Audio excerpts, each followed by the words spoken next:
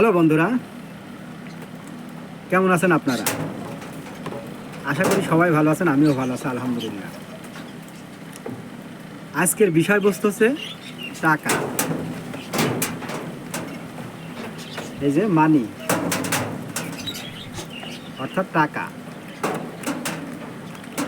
মানুষের প্রধান কিংবা বেঁচে থাকার কিংবা চলার পথে সামাজিকভাবে টাকা অত্যন্ত গুরুত্বপূর্ণ ভূমিকা রাখে। এক সময় যখন মানুষ শিক্ষার হার কম ছিল, তখন বংশমর্যাদা সামাজিকতা দেখে মানুষের ছেলে মেয়ের বিয়ে হতো। আর এখন কি জানেন? টাকা যার কাছে আছে, সে যে জাতেরই হোক আর যত নিচুই হোক, তার সাথে ছেলে মেয়ের বিয়ে দেওয়ার জন্য মানুষ সম্বন্ধ করে। টাকা যার, পৃথিবী তার, মস্তি তার।